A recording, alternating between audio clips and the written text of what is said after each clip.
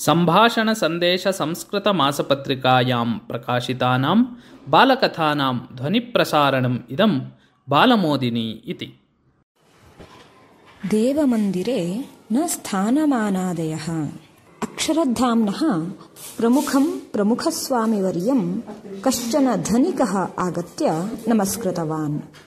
कुशलप्रश्नादिकं पृष्ट्वा प्रमुखस्वामिवर्यः अवदत्, यदा समयः प्राप्येत तदा अक्षरधाम प्रति आगम्यते ननु भवता?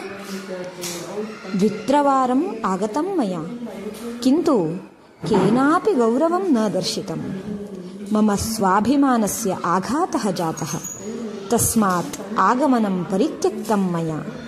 तेन धनिकेन उक्तम्, आम्, कदाचित् एवं भवति, अत्र न कोऽपि दोषः भवतः इति हसन् अवदत् प्रमुखस्वामिवर्यः।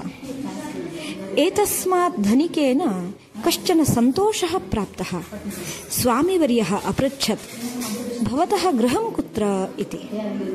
देहल्याम्, अमुके विस्तरणे।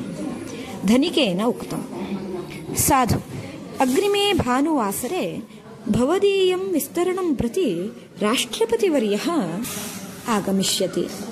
एतद् ज्ञायते ननु भवता? स्वामिवर्येण पृष्टम्। अहो सौभाग्यम्, राष्ट्रपतेः दर्शनाय अवश्यमेव गमिष्यामि अहं पुष्पगुच्छसहिततया, सोत्साहम् उक्तं धनिकेन। भवता नीतं पुष्पगुच्छं यदि सः न स्वीकुर्यात् तर्हि भवतः अगौरवं न भवेत् किम्? नैव, मादृशाः बहवः उपस्थिताः भवेयुः तत्र तस्य दर्शनाय। पुष्पगुच्छं तु सर्वे आनयेयुः एव।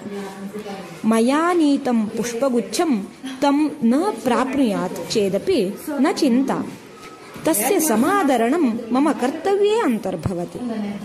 दर्शनस्य प्रमुखस्य दर्शनाय यदा गम्येत तदा गौरवं न दर्श्येत चेदपि भवान् कर्तव्यबुद्ध्या तत्र उपस्थितः भवति।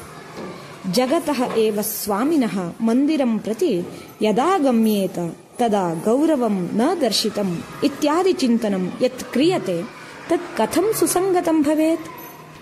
मन्दिरं प्रति गमनसमये स्थानमानादिकं मनसि न स्थापनीयं ननु?